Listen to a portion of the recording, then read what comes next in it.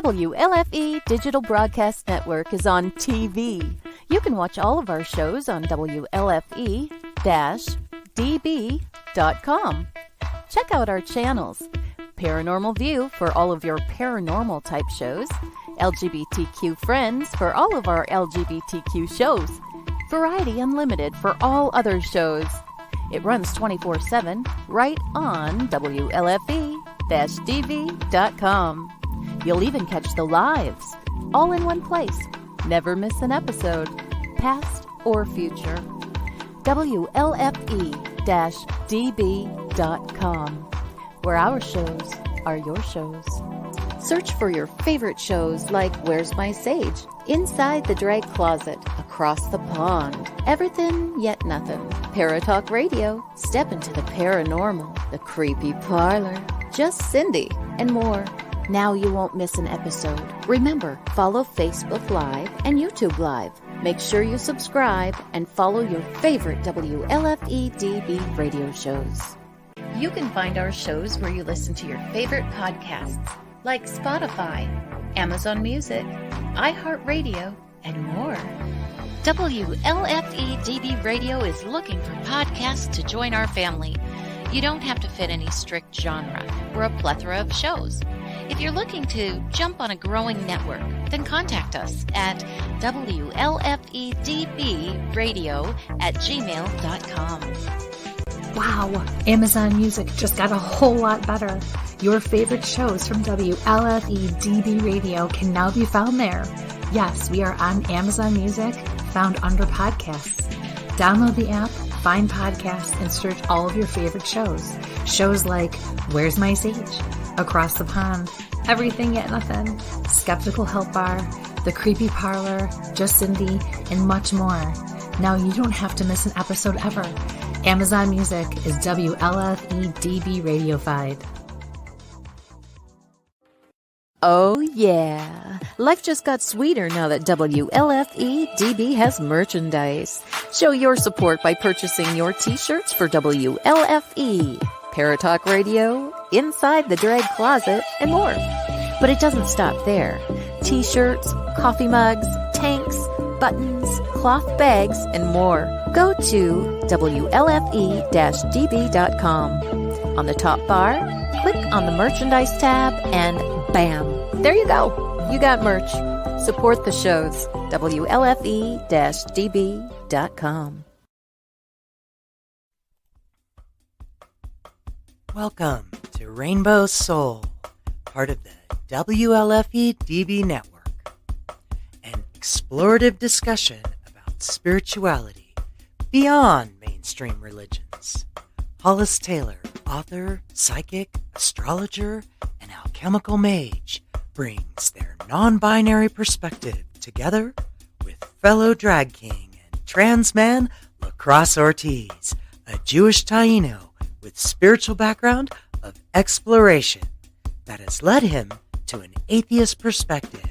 Join these guys as they explore deep and difficult topics, all related to spirituality, offering a queer perspective and exploration of interesting topics and engaging guests to help explore conversations for the Rainbow Soul.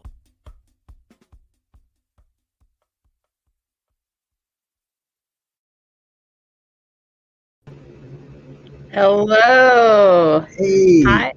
Hey, Lacrosse. How's Hi. it going over there in hot Pennsylvania? Well, it's actually cool today. It's very nice. It's very cool today, believe it or not. I'm loving it. Congratulations. Got up to a Finally. whole 80. Got up to a whole 80 degrees up here in the Rocky Mountains.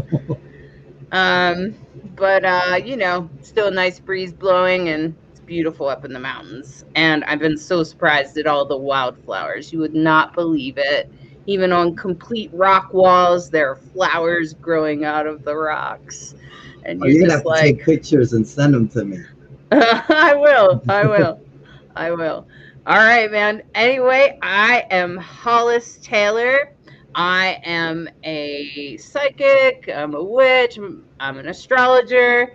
And I'm the author of Divine Androgen. It's a sacred path for gender variant people. it's really about finding your most authentic self and getting rid of those things in life that confine us, like the binary. So, and I am the show host, and my buddy Lacrosse here. Lacrosse, tell us who you are. Hi, I'm Lacrosse Ortiz. I am a Jewish Taino atheist, following the path of I love wisdom, philosophies, and believing that you can be spiritual without a divine, the great spirit or a divine entity behind it. And just learning and sharing and growing every day. That's my spirituality. Fantastic. I'm glad you're here, Lacrosse. I think your perspective is priceless and necessary. And, I appreciate a lot of different perspectives. And one of, the way we're connected is through the house. Check this out, the House of DeVere. Oh, nice. I got myself a Dave DeVere shirt. Hi. We're both drag performers.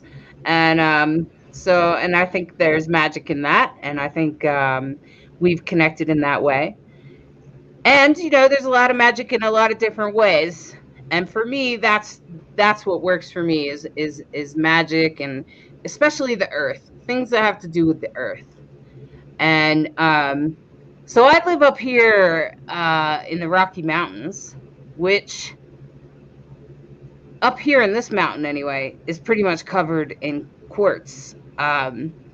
Like if you hike down the mountain and up the other mountain in the backyard, which is Roosevelt National Forest, if you hike over there and you hike back up, you will all of a sudden come across an ocean of quartz.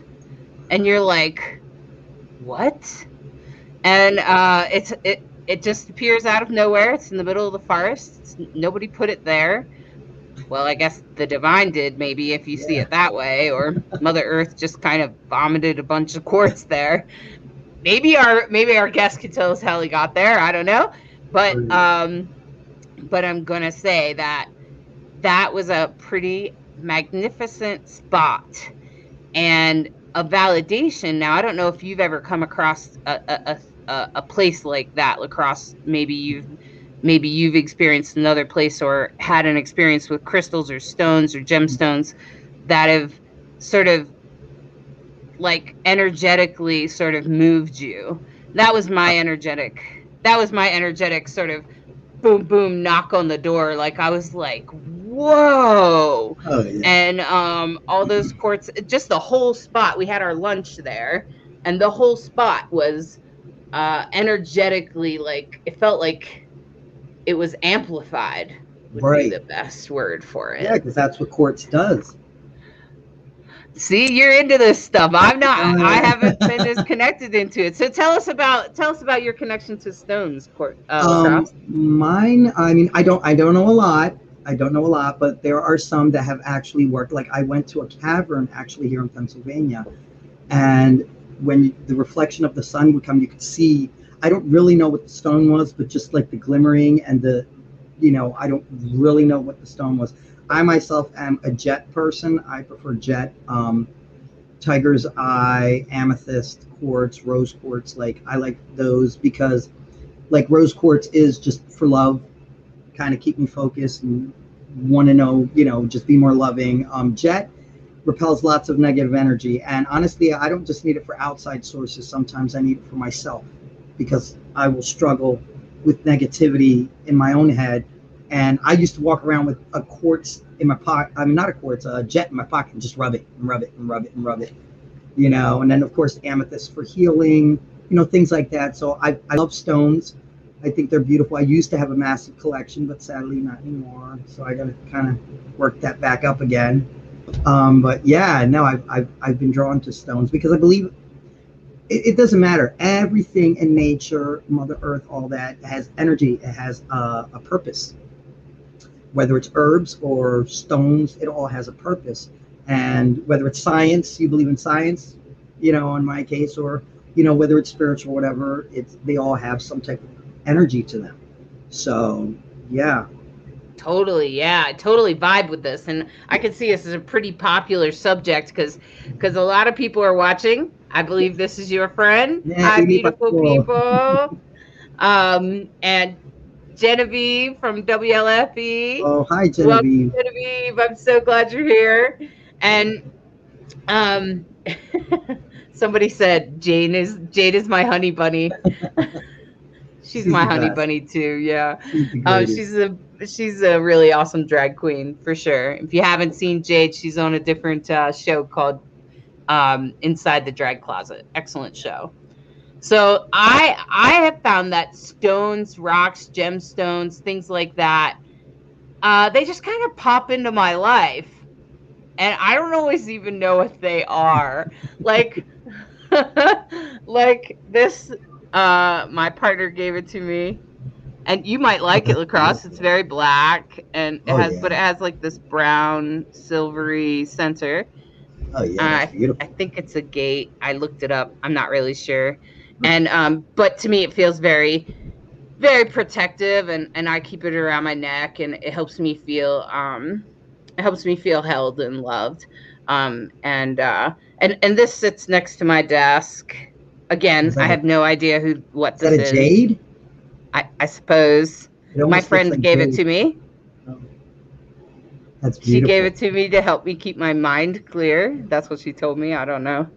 And yeah, it sits next to my seahorse. So, so they just kind of pop into my world, and then I'm like, I wonder what this means. And I'll carry them around for a long time, but I don't really know what any of them mean, or I just kind of go with, everybody's saying, everybody in the chat knows what it is, except for me. Okay, good. Because I was like, is that jade? Because I can't really see too well. Somebody's saying it's aventurine, Okay. I guess is how you say that. I'll tell you what, our guest today is going to probably be able to pronounce these words better than me. And so I came across this really awesome person, and his name is Nicholas Pearson. And Nicholas Pearson is the author of Crystal Basics. And I looked at this book and I was like, this is great for somebody like me. Like, I'm a beginner, but also even for somebody like you, Lacrosse, where you really want to get a little bit deeper into something. So I want to bring Nicholas out so we can have a conversation. So let's welcome Nicholas Pearson. Welcome, Nicholas. Hey. Hello. Thank you so much for having me on the show. We're so happy to have you here. Why don't you tell us who you are? Tell us about who you are. Sure. So, the short version is, hi, I'm Nicholas, and I really like rocks. The slightly longer version of that is I've been collecting rocks and minerals since I was a kid. I was one of those kids who just picked up rocks everywhere I went, and my grandfather saw this behavior and decided that he was going to gift me my very first piece of quartz. And that was like my first proper mineral specimen. I'd had tumbled stones. I'm sure some of our viewers probably know the little touristy kind of attractions. You get the little pouch and you stuff it full of as many rocks as you can for a flat rate. And I would do that on every family vacation I could. And then I got like a proper mineral specimen. And suddenly there was like this reassurance of angle and form and the way that quartz just plays with the light. There's something really magical about that. So I tried to dive in as deep as I could. And that was almost 30 years ago. Ever since that moment, I've always been a bit of a seeker myself. So, one week it might have been diving deep into science. Maybe the next it was spirituality or folklore or mythology. And that eventually led me to the place of crystal healing, because I found that in the limited literature of the time, people tried to draw inspiration from folklore, tried to draw inspiration from, their limited access to geology. And it eventually found this place in my heart where I've always tried to have a marriage between the two, of science and spirituality, and look at how each one enriches the other. And that's been my journey ever since. So, Crystal Basics is my most recent book, but I'm just about tying up all the loose ends on book number 8 right now. So lots and lots of rocks in my life, lots of words I've put on paper about rocks. So I'm just delighted to be able to share that with you today. Wow, I noticed that you had a very long list of interesting books. And of course, the book that I looked over was Crystal Basics. And I thought it was really awesome that you focused on the healing qualities, that there was some focus on that. The healing qualities of stones and rocks, gemstones. But let's start in the beginning, because like how can we know, like, is there a difference, like gemstones versus like what's a real mineral specimen? What's the difference? Can you tell us about that? Yeah, absolutely. You know, in the woo-woo kind of world, we toss around a lot of these terms as if they're interchangeable, and my sciencey brain likes to give things a proper nomenclature, although I don't police other people on it. But let's start with a crystal. So a crystal is defined as a substance that's usually solid, although there are some exceptions here, that has a symmetrical, repeating, and very stable structure. It's got to be a consistent composition all the way through, and that repeating symmetrical structure. So, you know, quartz comes to mind, or maybe a beautiful piece of calcite. But we've got crystals in the body as well. We have hydroxylapatite in our bones and teeth, the hemoglobin, the red compound in our blood cells that gives them their color also is crystalline. We've got all these sort of semi-crystalline things throughout us. So crystals are everywhere. A mineral is defined as a naturally occurring and inorganic crystal. So it's got four qualities. It has regular composition, that symmetrical repeating structure, it's found in nature, and it's inorganic. So that's what makes a mineral. So that could be quartz, that could be amethyst or calcite, that could be you know, something harder to pronounce like metahematite or variscite or plumbogamite or all the other ites there are. Rocks, on the other hand, are combinations. So something like granite is a mixture of three primary minerals, something in the biotite series, a type of mica, something in the feldspar family, and then something in the quartz family. And usually there can be lots of other things in there. Rocks have variable compositions and textures, but there are ratios that we use to identify them.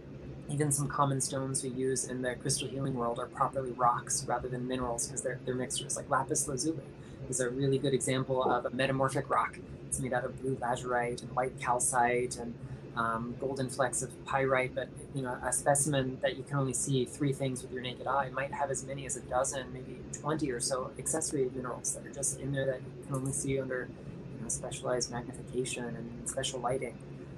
So rocks are great because they're kind of the marriage of different energies.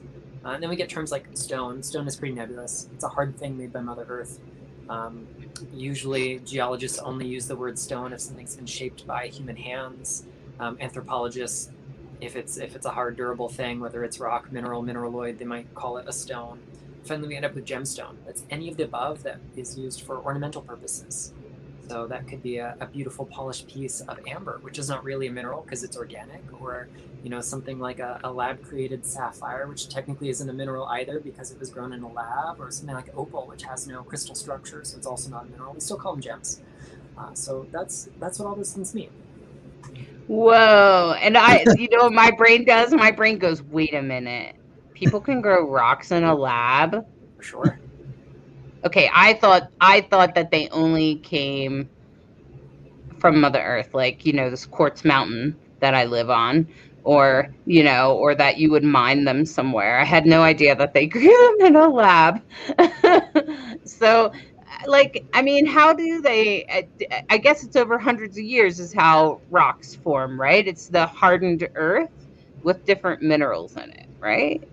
So there's this whole cycle of how rocks and minerals form, and we kind of break it down into three big families of processes. We've got our igneous rocks and primary minerals.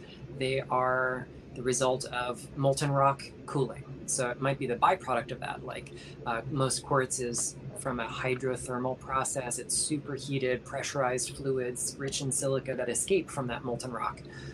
Or are, we'll say, supercharged by that molten rock that can hold all those dissolved mineral solids. And when they cool, when they have enough room to expand and release the stuff that they've accrued, then we get crystals that form.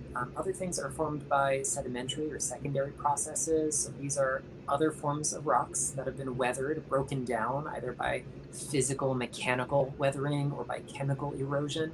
And then all the little bits of them that are dissolved or broken down get transported somewhere else, stacked on top of each other and then cemented together until they become a new rock or mineral.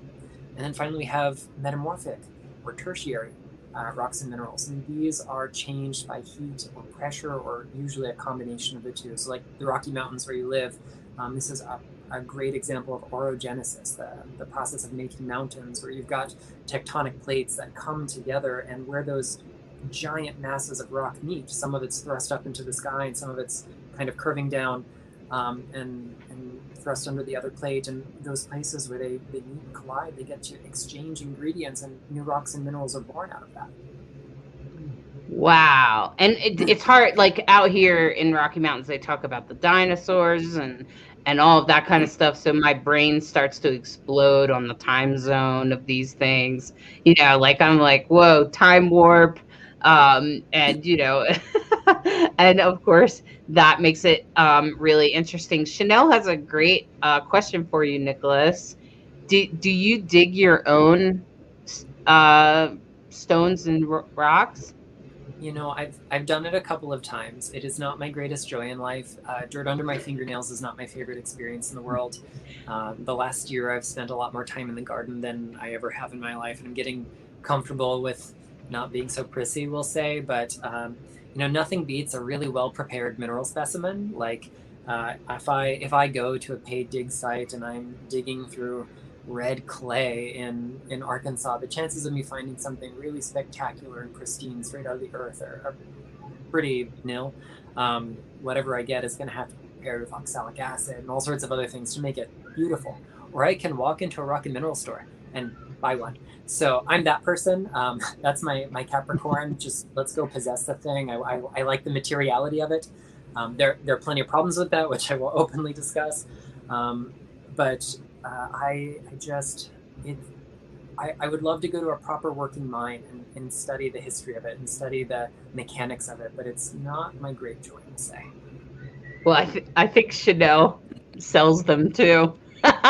So I sell rocks and crystals, Hollis, if you need help. So I think Chanel totally would appreciates anyone that shops for them. And I myself have tried to look for special stones like out in the Arizona desert, and it was a total coincidence that I came across all those quartz here in the Rocky Mountains. But there's quartz everywhere here in the Rocky Mountains. It's unusual to find a sea, as I described earlier, of them, but it happens. It's just random, I guess. But I in your book, I noticed that you talked about like the healing qualities of that. So like when I came across that ocean of quartz, I'd never seen anything like that, but I felt that the energy field changed. Yeah. And so what is that when stones, when these crystals and rocks and stuff, when they change our energy field, can you talk about that and including the healing part of it? Yeah, so, you know, very broadly, energy is defined as the capacity to do work. It might be heat, it might be light, it might be any other form of energy. And these are things that we can measure. When we start talking about spiritual topics, sometimes we're talking about measurable energy, things that exist on that electromagnetic spectrum, and lots of times we're talking about things that don't exist on that electromagnetic spectrum. I like to go back to the physics of energy as a model, because even if it's not a hard fact, crystals heal only through the lens of physics, then I'm imagining, it just seems logical that subtle energies have to behave according to similar laws, similar principles. So if we look at anything in the universe, it is made out of tiny little particles that are making this beautiful ecstatic dance. They're mostly empty space, but when we have these systems that vibrate, they generate electromagnetic fields. And the more stable and coherent something's structure is, like a crystal, for example, the more stable and coherent its electromagnetic field is going to be. Now, a lot of times we use that term, EMFs or electromagnetic fields, in a kind of a scary sense in the woo-woo world, because we want to be protected from them all. But you know what? It's not just our cell phones that are microwaves and our appliances that are generating electromagnetic fields. Every cell, every organ, every tissue in your body is producing one. The carpet under your feet, the particles of air you're breathing, everything is kind of dancing in that sea of electromagnetic energy. So nothing is without that kind of signature. But by my nature, being a biological thing, I'm susceptible to constant change. No part of my energy field is coherent for very long. My liver has a different vibration than my kidneys, which has a different vibration than my heart, which is different than my brain. And science has shown that if we have a more coherent energy field, particularly if heart-brain coherence is achieved, then we experience greater states of health and well-being. Now, when two energy fields come into contact with one another, they don't generally try to sync up. So any energy field that has what we call a louder amplitude or higher amplitude, that's like having a louder volume, is going to be able to draw the one with a lower amplitude, lower volume, into coherence with it. Crystals, by their very nature, being so rigid, perfect, geometric expressions, are able to generate more coherent and rigid and higher amplitude energy fields in our own. So it stands to reason that if I introduce a crystal like this to my energy field, it begins to entrain my energy to be more crystalline, more coherent, more regular. And as science has observed, changes in our electromagnetic field cause shifts in mood and perception that triggers all sorts of chemical and electrical responses that cascade through the body and can ultimately transcend our pathology. We see how the pathway of energy through this kind of model changes our makeup. And so crystals have the potential to heal. They amplify, they harmonize and cohere, they translate and transduce energy fields, they work as like transmitters and receivers, they store energy. They've got this wonderful ability to kind of work through all of these known and, say, measurable responses that crystals have. And we can assume that it's got to work that way in the subtle realms too. So it's not just the measurable part of our energy that's changing, but the subtle part of us that also becomes more crystalline, more coherent, more luminous when we work with crystals. So like something like rose quartz, like you were talking about lacrosse, right? You said you have rose quartz in your house, right? Yes. Yeah. Rose quartz, like I said, jet is a big thing for me. Really, lots. I mean, more jet I can get, the better. Yeah, amethyst. And amethyst I know is supposed to have like a healing property. The rose quartz, like from what like I said, I'm not like crazy knowledgeable about it. I know it's supposed to be for like love, for amplifying love. So for me, once again, I struggle with negativity. I struggle with being a compassionate person. So that's something that I should keep on my person to constantly, like you're saying, bring you up to that level, to that higher vibration of, okay, being more compassionate or being more loving, so that, I mean, literally you explaining that made so much sense, that's what, let's say a quartz or a gemstone or something that you carry would do, is bring you up to that level of vibration. I genuinely never thought of it that way. That's amazing. Yeah. Wow. So I guess like if you have like a rose quartz on your altar, for instance, you might be looking to amplify your own personal self-love or even love for others, or maybe you want a relationship or something, and you're trying to bring love towards you or something like that. I'm not sure about jet lacrosse, about what exactly that is, but I know that Brighthawk asked, what about meteorites? And do they have an energetic field, meteorites? Yeah, absolutely. Well, in a technical sense, all things in creation produce an energy field on that electromagnetic scale. But everything, because of its makeup, because of the way its ingredients are arranged and the process that brought them together, everything we can connect with produces its own unique signatures. So, if we're talking about meteorites, there's actually quite a lot of different kinds. So you've got like nickel iron meteorites, which are mostly made out of crystalline forms of iron and nickel. You've got chondrites and achondrites, which are going to be other forms of meteorites that are more stony in their makeup. And depending on the composition, depending on the minerals they're made from, they're definitely going to produce a different kind of vibe. The most celebrated through all of time have been the nickel iron varieties. And there's lots of ancient lore. In particular, it was very, very sacred in Tibet, where they called it sky iron, and there's a sacred alloy they use of 7 different metals. And sky iron was the best form of iron to use for this. And we see plenty of lore about meteorites elsewhere in the world that connects it to this kind of, cosmic origin, the place from which we all come. Iron is very, very grounding and enlivening. In Chinese medicine, iron-rich minerals are viewed as having kind of a descending quality. They connect things to the earth beneath us. They help us discharge things by allowing energy to kind of flow out and away from us. Nickel is really expansive to the heart. It's got kind of a detoxing effect. I always find that nickel-rich minerals really kind of help us enter into this state of wonder and awe. Some of them are great for feeding the inner child. I don't particularly feel that with meteorites specifically, but the nickel iron meteorites kind of combine this cosmic sense of origin, this wonderment and awe, with the earthiness that they're made from. I mean, after all, they fell to earth, so they're both anchoring and expansive at the same time. It's like having we'll say a vibrational upper and downer in one. Wow. And I mean, how do we figure out what these different rocks and stones, how do we figure out what they do for us? Like, how do we figure that out? For starters, I think it's always helpful to look at history, look at the body of lore that surrounds any particular stones. If we're looking at something like clear quartz, there's a heck of a lot written about it. If you want to know something about carnelian, also lots and lots of lore. Ancient people worked with these things. They didn't have access to the internet. They couldn't read what was out there in any crystal books. They had to sit with the stone and listen to the spirit of the stone, and then use it and experiment with it. And I think it's very similar to the way ethnobotanists go into the field and work with indigenous cultures and learn about their forms of medicinal and spiritual herbalism. And it amazes me how the scientists are surprised every single time when they find out that the reason indigenous people know what plants do is because the plant spirits told them.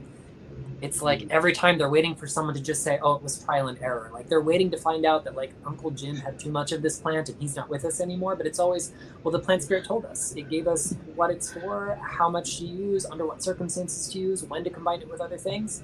And really, it's the same with stones. If we look at whatever indigenous lore is preserved about stones, these are people who learn directly from them. So in my own work, what I kind of do is I build upon that long history, the inertia of time itself. And I like to look at things through the science lens as well. Every element on the periodic table has its own vibration, has its own healing quality, has its own spiritual potential. Every crystal structure organizes energy and directs it in a particular way. Every formation process represents a different level of activity in a rock or a mineral. So we can kind of look at things through those three lenses. What ingredients is it made out of? How are those things arranged? And what brought them together? And that's a way to kind of break down the energy of any given rock or mineral. So all things that contain iron have similar qualities. They're all going to be unique because they've got other things going on with them, but they share certain things in their ironness. Things that are rich in silica also have a similar kind of expansive, clarifying effect, whether it is pure silica like quartz or relatively pure silica like opal or obsidian, or whether that is a lead silicate or a lithium aluminum silicate or whatever else it might be. So I find great joy in like tinkering with that, sitting down when there's a rock or mineral I don't know. The first thing I always go to is, okay, what are your ingredients? What's your crystal structure? And how did you form? And then I allow myself to just experience the energy and see if there's maybe a conflicting experience with what I might presume will happen with something with that composition or that structure. And then, if it's something really foreign to me, maybe I will pass it around to friends and collect their experiences. Maybe I will read other books and see what's been written about it, whether that's recently or a very long time ago. And then, of course, I work with other people in a pre-COVID world that was in workshops and sessions, and we got to experience things face-to-face and produce feedback. But I kind of collate all of that data into one place when I write. So there's a lot of work that goes into figuring out what a crystal does. But thankfully, I put all that work together. So if you really want to figure it out for yourself, Crystal Basics has a whole chapter devoted to decoding the sort of doctrine of signatures with rock and mineral, where we look at things like formation process, crystal structure, chemical composition, as well as hardness and color and all the other things that make a stone unique. Okay, yeah, because like I got this as a gift, and I don't know what it is. People ask me all the time, and I'm like, I don't know. It's, it's black on one side and different colors on this other side, and I've tried to do some identification, but I haven't. I don't think I'm not sure how successful I've been. Sure. So maybe I need to. I'll try to use your book to try to figure it out, because I don't know, like, about hardness and stuff, because to me it's like, I don't know, it's pretty hard, it's not going anywhere. If I hit something on it, it's gonna make a sound. um I don't always know how to test those things. I don't know, maybe I didn't pay enough attention in science class. I do kind of remember them teaching it, but I don't completely remember. Does your book get into all of those details, like how to test the hardness and how to define what this is? Not entirely. That is a book I'd really love to write, like mineral science for metaphysical people. This is like, how do all these things affect the energy? So it presumes that you know what something is, so you can Google it. I mean, from what I can see on camera, it looks like you've got a black agate there. Maybe we would call that onyx. There's a lot of bleed over in these sort of nomenclature. So it would have the properties of both onyx and agate, which are two different forms of chalcedony. Often they're the same form of chalcedony with different names. But as far as what we might presume about that, agate is essentially microcrystalline quartz, so it's going to have a lot of properties we see with all members of the quartz group. The stuff that makes it dark black might be inclusions of iron or manganese, or more than likely lots of carbon in there, and that's going to produce a particular quality or effect. The fact that it is formed by maybe sedimentary or igneous activity is going to have a particular effect. It's going to have a hardness of about 6.5 to 7. That's going to indicate a certain kind of approach its energy has. So the book really breaks down, once we know what something is, how do we figure out what it does? Okay, great. That's what I wanted to know. Like, exactly what does it break down for us? Great. So it can help. And I would be interested, like, I've learned how to just meditate on herbs and stuff like that from indigenous elders. So to do that with a stone didn't seem that odd to me. Mm-hmm. When a friend said, oh, you just hold it in your hand and see how it feels in your heart. And I was like, okay. I did. And for me, this one sort of vibrated a sense of protection and being held and being even safe. And since it sits right over top of my heart, which I do have an unusual heart condition, it also helps my heart feel grounded and less sporadic, which it can sometimes do. And so, like, I feel it helps me feel more connected to the earth. And I think that's kind of what you were saying, Lacrosse, with your jet, right? I'm not even sure what jet is. I guess it's just black, a plain black stone. But you were saying that it helps you, like, helps your shadow part, like the part of you that maybe is not as compassionate as you'd like it to be. What it does for me, I mean, like I said, I don't really know all the ins and outs of it, but what it does for me is it's like protective against negativity. But in that sense, it could even be my own. Like a stone can't just like work for you and just work, keep everything away. I mean, it's got to work within you as well. Like a lot of people think, oh, use the stone to protect yourself. And yeah, okay, but in my mind, it doesn't work that way. It's an element, so it has to work in all directions, even if it's you. So with the jet, it helps me, like, I guess, keep me in check with my negativity, or kind of like, I'm not going to say tone, maybe it does tone it down, or maybe bring me down a vibration, I guess, instead of being so like I'm like Eeyore, everything sucks, everything's terrible. But that kind of, brings me off of that a little bit. I mean, it's not a miracle worker, but I mean, it's something that you got to allow it to work, Yeah, So, yeah. As when I was doing Reiki healing, when I have done Reiki healing for people, I've sometimes used stones that I have some of my stones, and some of them I have found on my own. Some of them are gifts. People gift me. People love to gift me all kinds of rocks and stones and crystals. I don't even know why. Maybe it's because the universe is kind of going, Yeah. pay attention. And I'm like, oh, right. So I have noticed that rose quartz definitely has a lot of vibrations, or helps clear or open, or not just clear, but it also seems to amplify and sort of help, like, almost stretch out the heart chakra. And I've noticed I have another rock that is actually, I think it's actually soapstone, and it looks like an egg, but it tends to ground people. I notice it just tends to help people, like, I don't know if it's because of its softness, because I know that it's softer because you can kind of, the indigenous people used to carve it.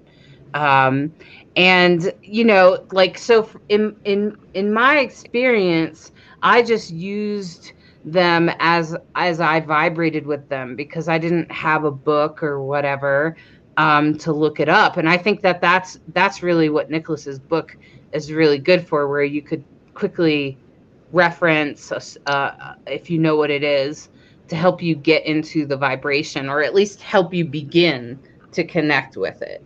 Is that right, Nicholas, when you say that's what your book does? It helps us like initiate the connection for ourselves.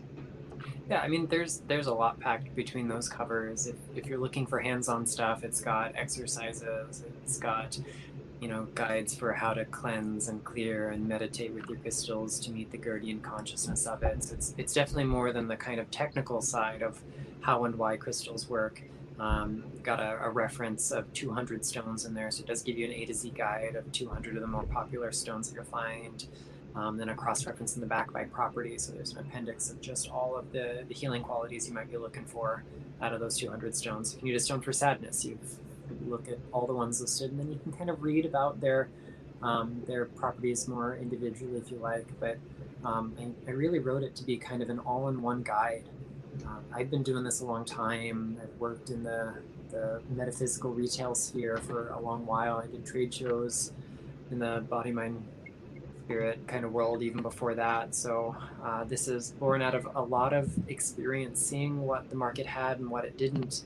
And I never really had it in me when I started writing to put another A to Z encyclopedia or another beginner's book out there, because there just already are so many. And then I started to see that, oh, well, most A to Z guides don't give you a lot of how-to. Most how-to books don't give you a good reference section. What can I do here? What am I seeing not being fulfilled? Where do we need better tools and teachings to help readers learn what to do with their crystals? So that's where Crystal Basics was born. And I want to address the color of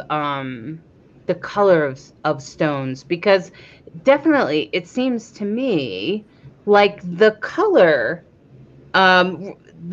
plays a role in the energy of the crystal, and how that affects even your chakra and your your own ingrained energetic healing system. Sure, this is kind of a fun one. The idea of crystal and color and our relation to it is certainly a very primordial one. I would imagine people started collecting proper gemstones, like truly precious stones, because of their color. But the truth is that energetically, when we look at the electromagnetic side of what a crystal is and does, color accounts for maybe about 6 or 7% of its total energy. So it's a very small drop in the bucket compared to everything else. That means about 93% of it is determined by things that are not its color. That being said, color is deeply psychological. So if we have a particular relationship to the color green, then we might find a green stone to be soothing or empowering or transformative. If we really despise the color green, a green stone might not be our favorite ally to work with. And it's a really magical thing. And also when we tie it into just looking at things like the chakra system, the Western chakra model as we know it, with those 7 colors and in the 7 centers, has only been in use since about 1977.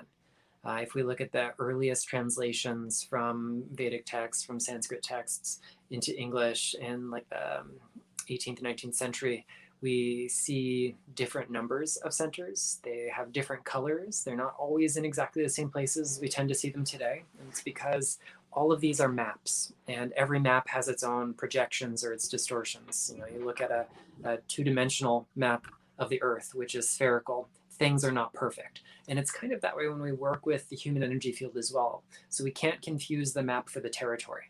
I think the seven color model works really well, and it's a great entryway to it. And at the end of the day, if it works, use it. But because color only represents a small amount of what a crystal does, you're not limited to using it on a particular chakra.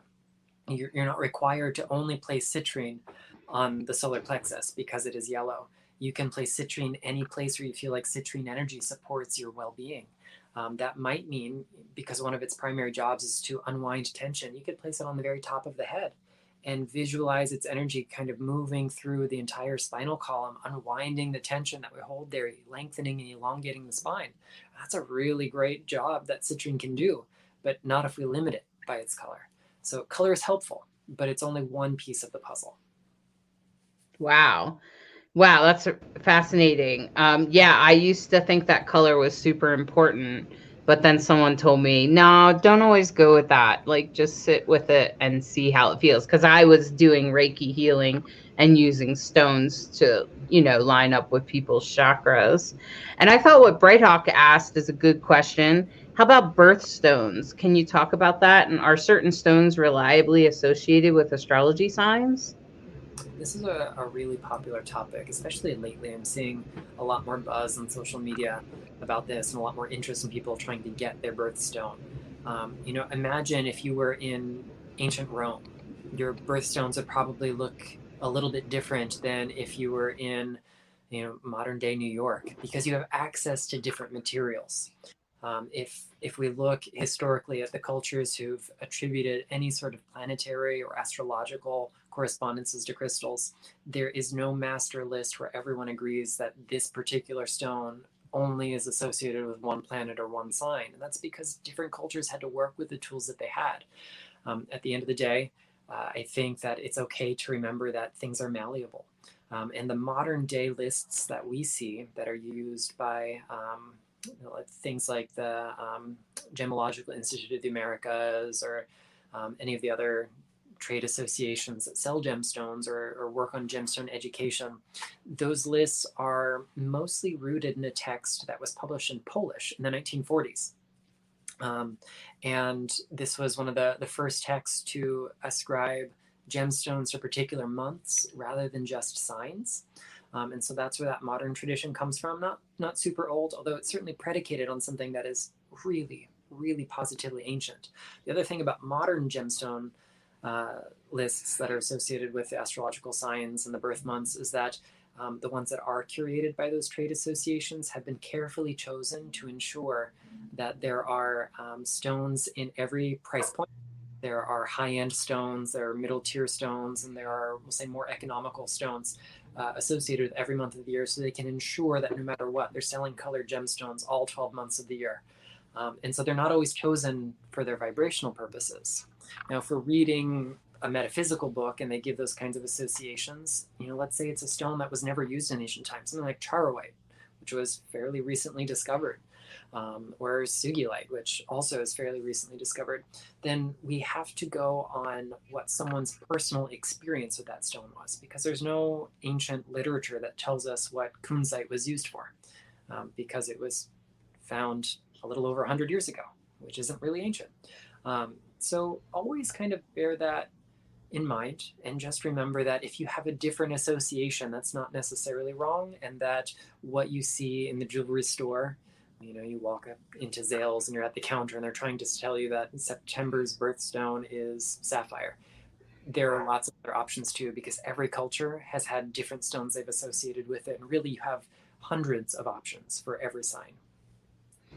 Yeah, I definitely bought stones for my partner. I bought her birth stones and they were shaped in the zodiac sign.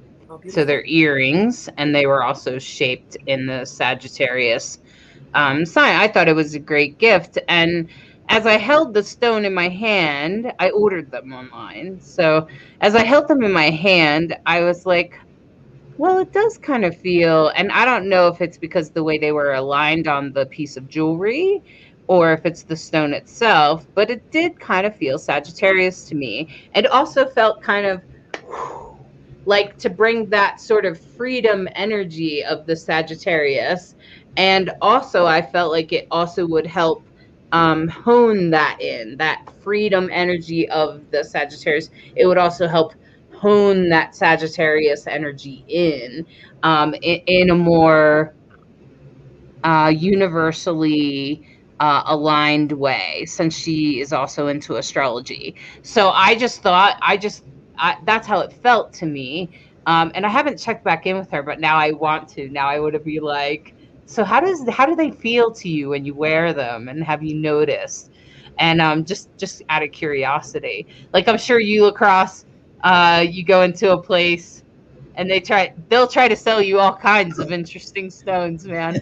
I don't know if you've ever gone diamond shopping or anything like that, but I sure have. Yeah. But I just actually, with my wife, I ended up, when we got married, we were very drawn to an onyx, like a black onyx for her rings. And I really don't even know this, the significance of black onyx. We just saw it and I was, oh my God, that's beautiful. But there was just like a draw to that stone for both of us. And sometimes I don't know if maybe this is true. Like some will just draw you in, like for some reason I've been drawn to jet. It's the black colored ones. I don't know why, but I've always been drawn to them, or reds, and when I guess I haven't learned enough to see, and you said it's such a small significance, but is there also something else that just draws you to the stone? Not just the color, but like you could just look at a stone and say, oh man, I just feel something with that. And like, could you explain that? Like, is that like a vibration? Oh, absolutely. And even if color only represents a fraction of its electromagnetic energy, color is deeply personal. So, that certainly factors into our relationship with the stone. There's the stone's energy, there's us, and then there's the relationship, which is greater than just the sum of those two parts. It's everything that we do with it. So there are lots of factors that go into that. There are some stones, the moment you see them, you just go, wow, I need this in my life. I remember the first time I ever held a piece of petersite, which is, we'll say, a distant cousin of tiger's eye, a member of the quartz group. And it's full of this kind of swirling shades of gold, blue, or red. Sometimes you get some monochrome ones. I got one over here, a little pendant that's a real deep dark blue. But in sunlight, it's got that kind of velvety, fibrous chatoyancy to it. And I've got others that are swirls of many colors in one. And just the moment I had it in my hand as a teenager, instantly in love, I knew I had to have more of this. I couldn't afford that one. That was not an inexpensive stone. And it took me a while before I had some in my personal collection. But yeah, there is a magic. Sometimes our soul just recognizes an ally, just like a human being. You meet someone for the first time and you feel that spark, that connection. There's something there. There could be lots of reasons for it. Maybe that is karmic. Maybe that is spiritual. Maybe it's because you've got some lesson to learn together. Maybe it's just because they're really awesome. There doesn't have to be anything deeper to it than that. And sometimes it's the same thing with our stones. You can just love a stone because you love a stone. It may turn out that the ones you love are some of your biggest teachers, your biggest allies. But I'd also like to point out that it's oftentimes the stones we instantly click with, apart from the ones that have their everyday use and their kind of utility in our lives, the ones that just feel warm and fuzzy, they probably represent some sort of energy that's already familiar to us. And it is the crystals that feel, we're going to say less than warm and fuzzy, that might be our biggest teachers. They are the ones that have the potential to help us kind of tackle the shadow self, to tackle the maybe trauma that we bury under the surface. And those stones that make us feel uncomfortable can lead us toward uncomfortable truths that result in massive spiritual awakenings, or even sometimes little ones. Not every tool has to change our lives in a big way for it to matter. And I have gems myself that I've gone through that process of like, oh, well, that's pretty. I have one. Yeah, I'm not called at all to work with it. And by getting into that uncomfortable space and working with those stones, that felt a little less warm and fuzzy to me. Healing has taken place. Yeah, I think for me, all stones and gemstones are that way, because I kind of am like, I don't know, it's a gemstone. Yeah, it's pretty, And then but people keep gifting them to me and making them out to be these amazing magical things. And at first I was a little, not dismissive, just be like, okay, but my friend who gave me this little greenstone, she gave it to me at a time that I was feeling very much not part of the group. And she wanted me to feel at least loved. And I felt that I wasn't thinking clearly, okay, because I have sometimes a hard time fitting in, okay? Maybe that's because I'm non-binary, right? Sometimes I feel out or weird compared to the rest of the group. And I was also questioning the leader, which is a common experience for me, okay? And so she was like, take this, and I hope this will help you think more clearly, is what she said, something like that. And that I would see and understand things more clearly and more like the earth. Well, I did. At the end of that, I realized the leader was a little bit of a narcissist, and that might be why I'm so triggered. And that might be why I'm so not into this.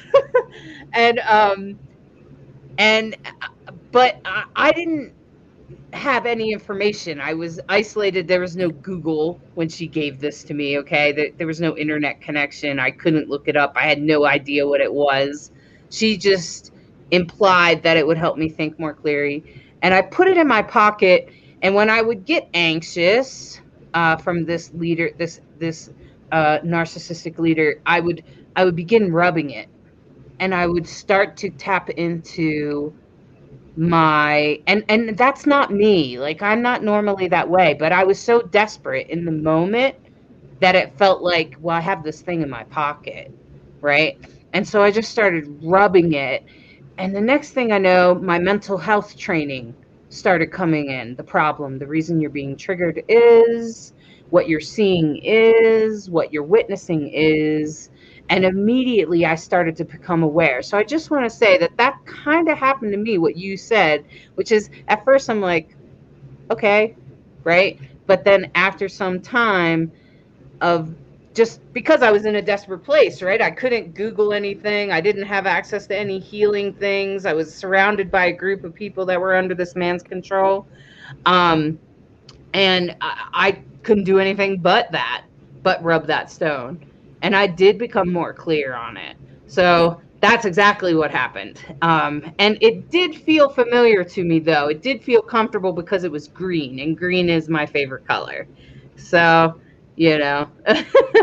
I do want to bring out Eve's question. They were looking online and saw some small earrings, keychains, and charms of a phallic nature. And I've been considering getting one to use as a pendulum. They're available in a variety of stones. Is there one that would be more suitable for a non-binary person who would be starting hormones? Would there be different ones based on direction of transition? This is a really fun question. If I put on my thinking cap and I imagine what the more, we'll say, common kinds of stones that are used for these kinds of carvings might be, I think like your little green friend that you've been holding, aventurine, could be great. Aventurine falls under the auspices of the planet Mercury, which is a very mental planet, but Mercury is also kind of in that non-binary space themselves. Is the trickster, is the shapeshifter, has this ability to go between one realm and the next, and that might be really a great option for you. And then as common and easy and maybe even as simple as it sounds, quartz, because quartz is about getting clear. And if you wanted to use it as a pendulum especially, it's going to help you have that clarity of focus and thought and help you hear that still small voice inside that is your intuition to tap into. And because quartz is so easily programmable, you can kind of charge it up with whatever tension is going to serve you. I also think that with the body of lore there is about quartz, there's a heck of a lot of it that relates it to the divine feminine and various goddesses. There's also a lot of lore that links it to the divine masculine and various gods. So if something appeals to both ends of the binary, I'm feeling like it's going to be just as happy in the middle too. It can help us at any point in that transition along the way. And if you're lucky enough to find, we'll say, weirder rocks as options, I doubt you'd find a small charm like this carved out of something like smithsonite. But smithsonite's something that I've worked with a lot of people who are transitioning, or even just kind of working with their own knowing, their own comfort with their gender identity and expression.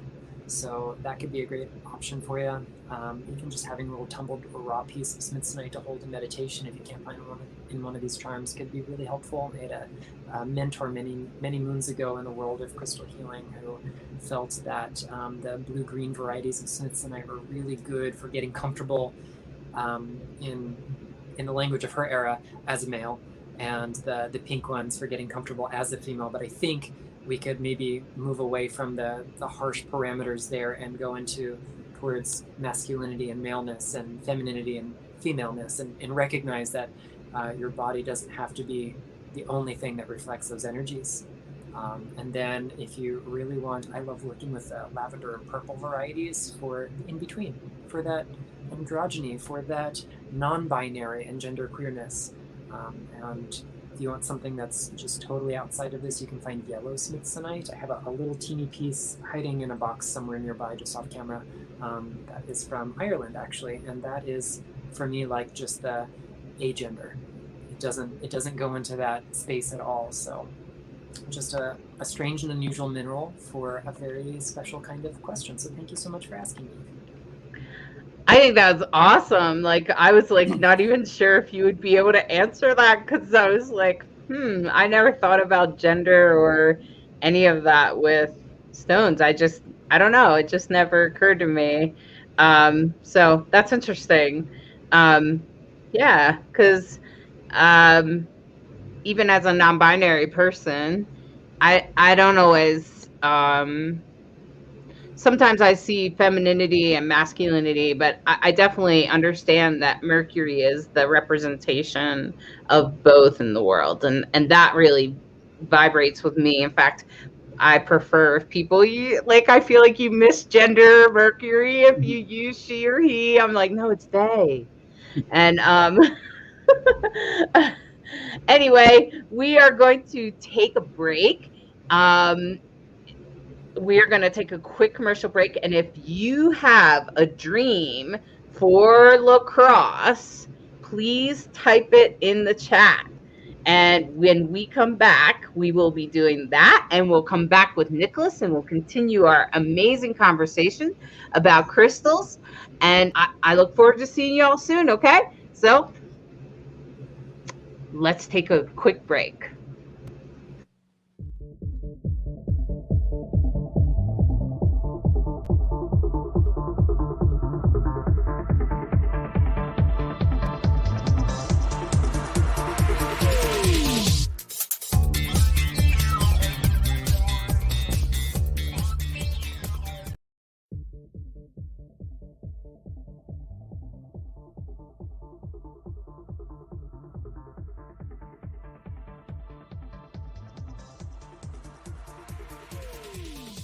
WLFE-DB Radio has LGBTQ shows like Across the Pond, Rainbow Soul, Everything Yet Nothing, and Inside the Drag Closet. Check out the schedule on WLFE-DB.com. You can even watch them on TV at WLFE-DB.com under LGBTQ Friends, right off our website. Again, it's WLFE-DB.com for your LGBTQ shows and more.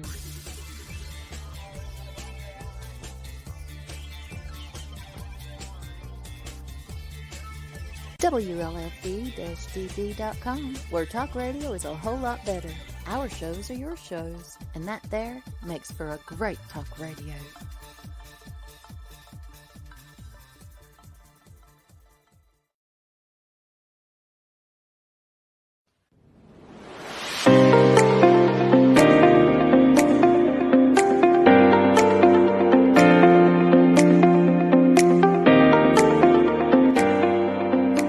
Tune in to Kaleidoscope Eyes with your host, Transman Lacrosse Ortiz. Every week, we will be touching topics within the LGBTQIA plus community. We will also be having interviews with individuals within the community and allies. Journey with us as we share in their struggles and triumphs every Thursday at 7 p.m. Eastern.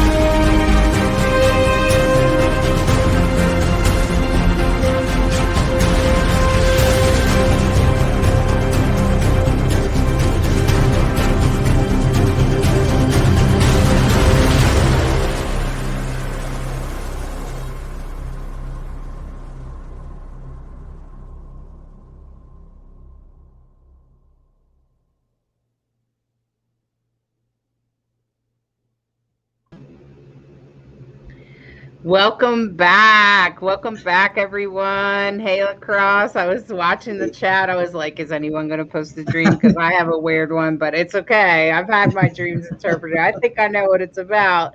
Jessica has a dream. Wow, Jessica Evans. They said, Jessica, I don't know your gender. She. Okay. She or they. They said that my most recent dream was me screaming at an ex about how eating animals is murder. That felt very straightforward. I just wanted to say I'm happy I found you through Insta and I'm enjoying the dialogue. Wow. What do you think about that? About yelling at your ex about animals? I'm personally a vegetarian, although I'm not completely convinced that eating animals is murder. I mostly do it for environmental reasons. But what do you think about that? What do you think about that, Lacrosse? Okay. It sounds like to me like her opinion, right? Like right. her ideas. Right. Yeah. But I mean, I'm trying to, like, you're screaming, so that would make you angry at an ex, which ex would automatically mean the past. Eating animals is murder. This one's a little, since it's a little vague, it's hard to really interpret because, like, were you very angry? What does the ex represent? Even though it's a part of your past, was it a negative? Because some people are friends with their exes. So, it's, I need a little bit more detail because eating animals, I mean, is just eating animals. Like you said, it's an opinion. Are you vegetarian? Do you look at it as murder? So if I could just get a little bit more detail. Well, we'll see if she says anything else. Yeah. I had an odd dream. I've actually had this occurrence in a dream before where I can't seem to find things. Mm-hmm. It's happened a few times, and the circumstances seem to change. Last night, it was weird because I was around people. I don't know any of the people in my dream. Seriously, I don't know any of them. But in my dream, I did. And in my dream, I respected them and was very interested in what they had given me, which was actually we were at like some sort of pride event, and they were like drag people and queers generally, pride type of environment.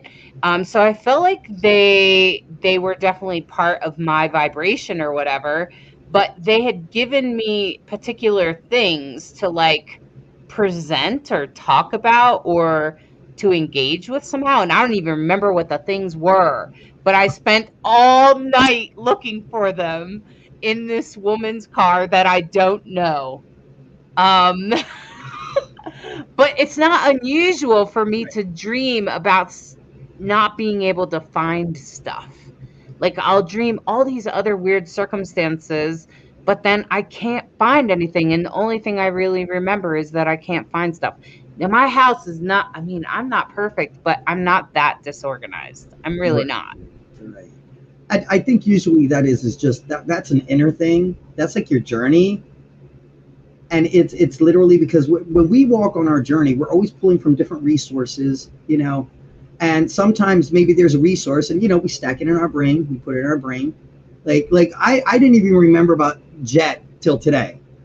Okay, so you just stuff these things in your brain, all this information, and to me it's just like, where the hell, wait, I know this, where did I put this? And it's still like your journey, you're still pulling from all these different directions, but I know about this, and where can I pull this to put it here, and where you can place it, because they're gifts, they're things that are given to you. What is knowledge? Knowledge is something that's given to you, and to me it's like you have all this knowledge that's been given to you, and sometimes you don't know where to pull from because you don't remember where to find it, and isn't that how, I always tell people I'm never lost, I'm just temporarily misplaced, but that's my journey. I always look confused all the time because I don't know what's going on. I don't remember things, but then it takes, certain situations to pop up and say, oh yeah, I remember about that, or I remember this. So maybe it's just you like trying to pull resources for yourself, but you can't find them. You're like, where the hell, I know this, but where is it? If that makes any sense. I think I wondered if it had something to do with me feeling less than 100% because of my health problems in the past 2 years. In the past couple of years, I've had some really strong, some really deep health problems that have really sent me sideways and not in my normal self. So I'm wondering if it had something to do with that, especially since it keeps happening. Right. Especially when I feel like crap. Yeah. So, I feel like I'm not resources to make you feel better. So, and I think you know what you need to do, but sometimes it's like, where did I put that?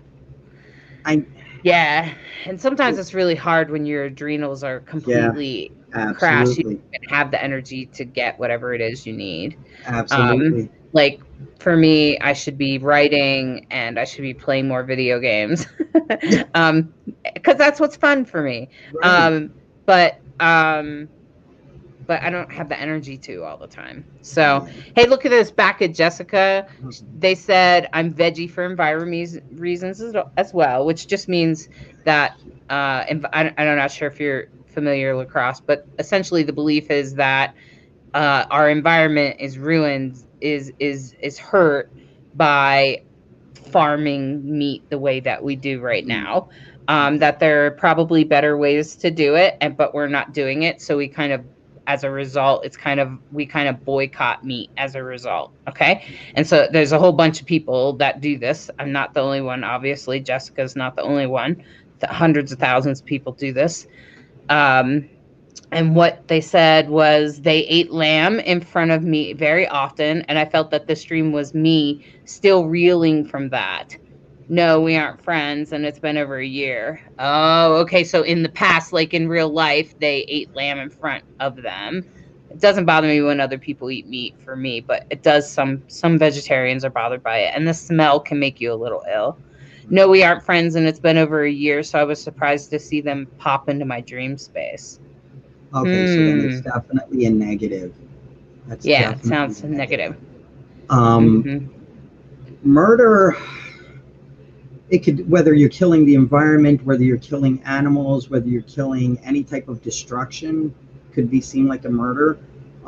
When I look at that, like they ate lamb, and it's interesting that lamb stood out to you. They ate lamb from you, which is probably one of the most passive animals in the universe. You know, like I don't eat lamb. Like I'm not a vegetarian, but I don't eat lamb because I just, God, they're too cute. But you know, was me still reeling from that. It could be residue. I mean, maybe, and even though it's been a long time ago, but also understand that some things can become traumatic. Like them eating such an animal in front of you it could cause a trauma. And that could be you lashing out against that trauma, or you lashing out against that hurt. You know, I mean, that's the only thing I could think of, because like, I know there are certain things that they could seem trivial to other people, but it's a trauma to me. You know, because we all have our triggers, and it could be a trauma. And have you recently seen somebody eat meat, or have you been in a situation where it triggered you to feel that way? You know, and brought that anger and that trauma back out into the open. So maybe you could like dig deep and see if there's something that triggered that. You know, because it's usually not anything just random. Something, if you dig deep enough, you'll find that trigger. You know, a lot of people like to say, oh, it's day residue.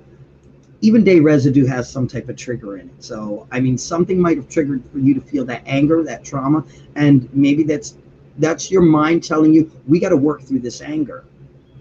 We got to work through this trauma, because it really did mean, it really did something to you. So, I mean, that's just my opinion. I'm not an expert anyway, in the least. That's just what I think. You're a fantastic dream interpreter. That's what I think, Lacrosse. I think you're really good at it. I think you're intuitive, and I appreciate the intuition and just the different perspective on it. Just someone else to be like, oh yeah, you know. And you know, here Eve was saying, when we're ill, we're aware of our vulnerability and feel unprepared more easily, and have our memory impacted by our health. Absolutely, Eve. I've really struggled in the last 2 years in that way. I totally get it. And, you know, speaking of that, is like, you know, when we come trauma that Jessica was talking about, of, you know, we all experience different types of trauma, and I'm having my own healing process right now. We've all had to struggle in some way, and many of us need healing. And one of the things that I've done is I've actually done Reiki on myself using stones, using crystals, putting them in different parts of my body that I felt called to in the moment. So I just want to say that you don't always have to see someone else for healing, that you are able to generate your own healing. And that it kind of brings things out, you know, and can kind of help you clear stuff. Jessica, it sounds like you may have sometimes struggle with that in that way, like maybe the trauma, you need to kind of let it go or something like that, you know. You need to clear it, because when we hold stress in our bodies, it's not really, it's not always the best for our health. Take it from me. It will manifest in one way, shape, or form. It'll manifest. Yes, it will. And so I want to say that we've been having a great conversation with Nicholas Pearson, and we're going to bring him back out. Hey, Nicholas, welcome back. What a great conversation to have with you today. I've really appreciated your insights and everything. And we were talking about using crystals to heal ourselves. And, even just having something in your pocket or doing something a little bit more intentional where we set stones in different parts of us and generate healing.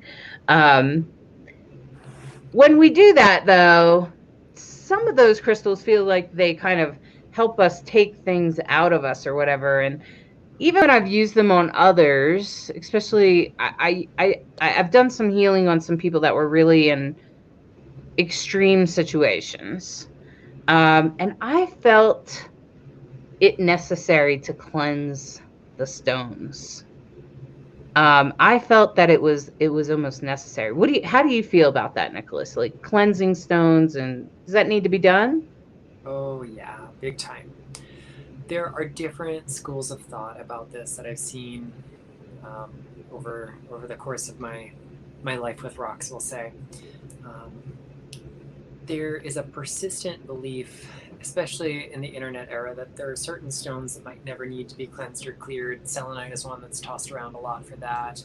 It started with a short list, kyanite and citrine, and that list has grown over the years. But if we look at the kind of like fundamental mechanisms, the essential principles that all crystals function with, we've got this short list of things that all crystals do, and among them is having memory. They record things. So we've talked so far about how perfect crystals are, but Mother Nature is perfectly imperfect, or perfectly or imperfectly perfect, I guess, depending on your perspective here, but we're going to go with perfectly imperfect.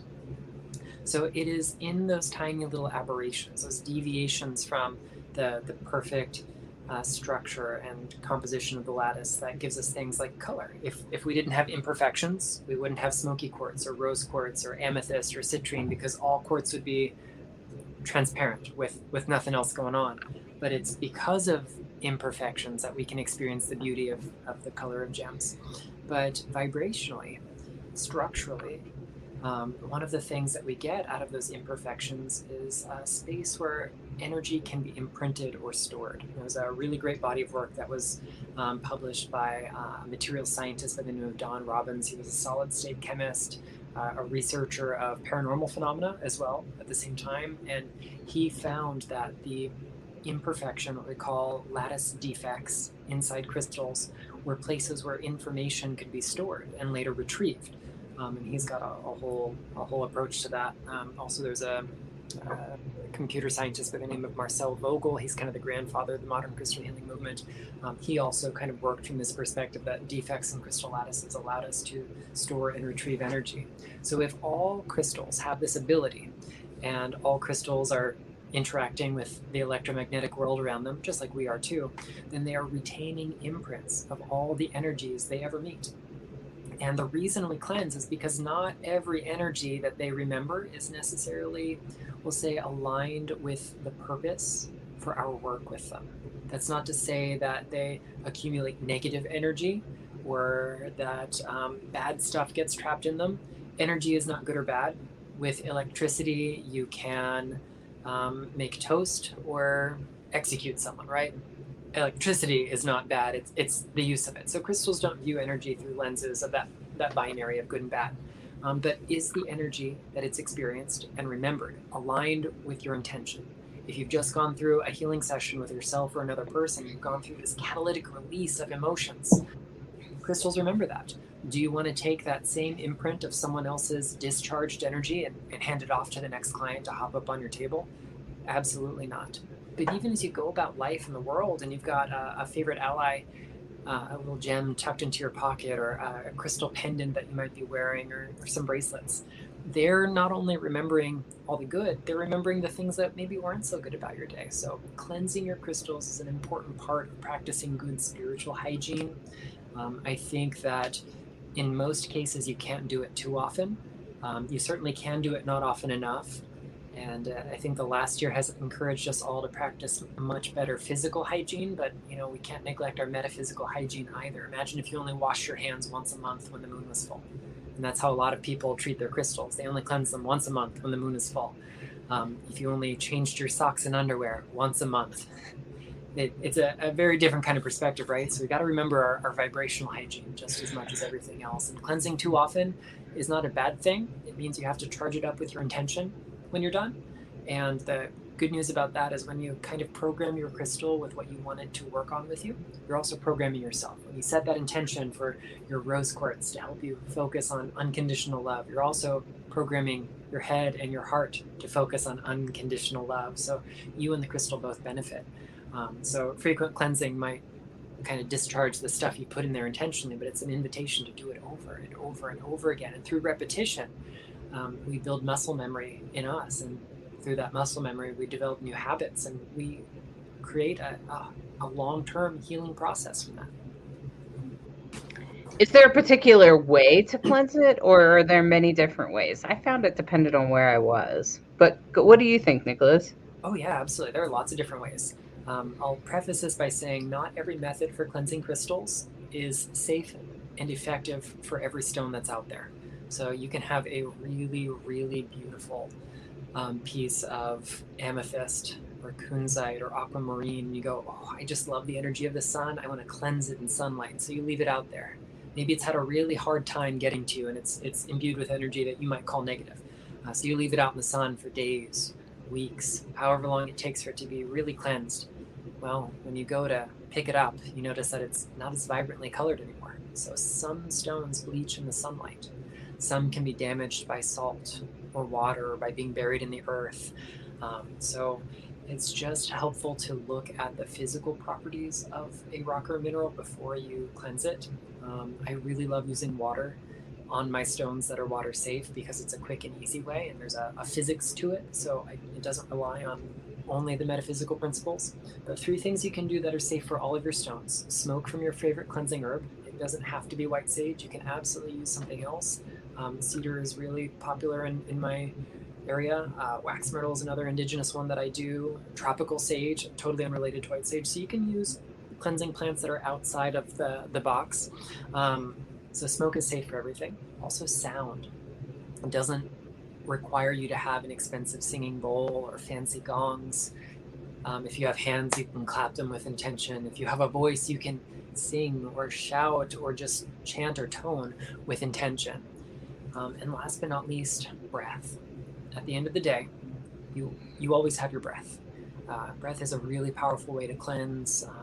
One of my biggest influences, the research scientist I mentioned earlier, Marcel Vogel, he taught a whole system of cleansing and programming with the breath that is really powerful. And all the instructions are in Crystal Basics over here and a couple of my other books as well. And if for some reason you don't have your breath with you, a dirty crystal is not your biggest problem. So I love it because there are no props. You've always got it. It's just always available. You might not have a dish of sea salt. You might not have access to the light of the full moon. You might not have a fancy Tibetan singing bowl or a fancy herb bundle. You've always got your breath.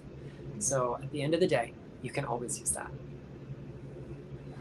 And I think it was also the intention, like every time I get in the shower, I wear this in the shower. So every time I get in the shower, it's touched by water.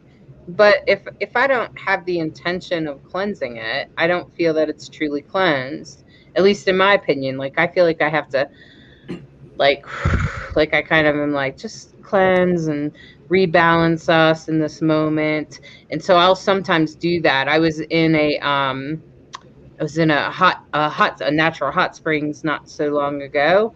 And when I was in there, I wore this and I was like, oh, this is where you want to let this go. You want to kind of cleanse this a little bit. And it was around my neck, so it was easy for me to just grab it and then have the intention of cleansing it. If I had just left it there and not thought about it, I'm not sure it would have been cleansed in the same way.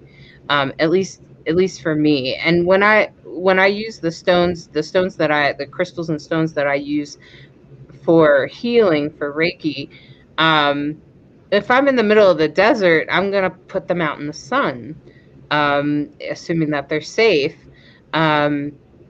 because I didn't always have access to tons of water because I was living in a van. So, water is kind of limited.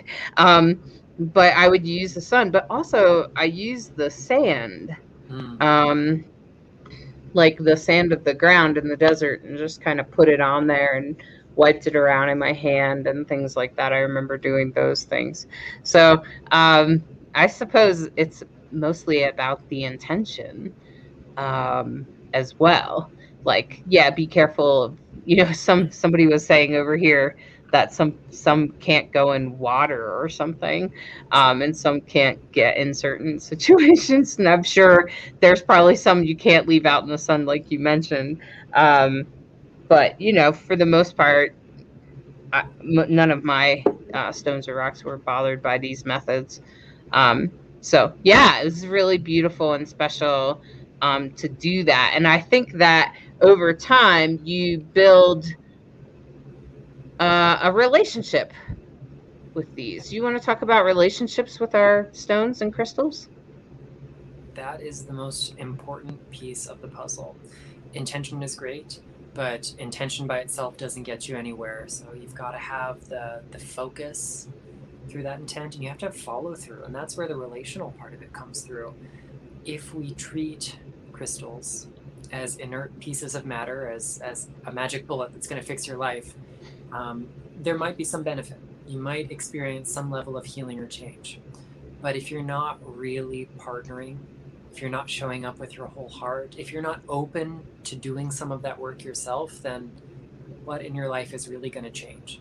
It's like, you're waiting in line at the coffee shop and you bump into an acquaintance you haven't seen for years, and you might not know them super well, and you're going to make some chit chat. Is that the person you're going to go to when your whole life is turned upside down and you need help? No, you're going to go to someone that you've invested time and energy into a relationship with, someone you've shown up for as well, maybe. That doesn't mean that almost stranger in the Starbucks queue isn't likely to help you. It just means that, statistically speaking, the places where you've invested time and energy to building that kind of that mutual benefit of a relationship, that's where you're going to have the best effects. And it's the same with your rocks. I had one teacher, Samaya K. Astor, formerly known as Naisha Azian. She used to love to say that, for all the people who immediately just take a crystal to bed, I mean, that's great, it's fun. But is it the best way to get to know your rocks? No, you show up for them. You meet them in meditation, you do the work. It's just like meeting a person. You're going to have a great overnight experience with that person, or maybe not, if you just take them straight to bed. But is that necessarily the best place to get to know them? No. So, putting forth the energy into getting to know your crystals, observing what happens in yourself when you hold a stone, meeting that stone over and over again and observing what is the same in each experience and what is different in each experience. That's really important. Maybe you pick up a piece like this blue rock here. This was actually sent to me by a friend who gave me a sample she needed to have identified. It's been coated in epoxy. So a lot of my physical property tests I couldn't do because it's got a really thick layer of varnish on it. So, the first thing I do is, okay, what does it feel like to me? Where do I notice its energy in my body? What do I notice changing inside me? What do I notice maybe being magnified or intensified? And then you put it down and you come back the next day and you go, okay, what does it feel like to me today?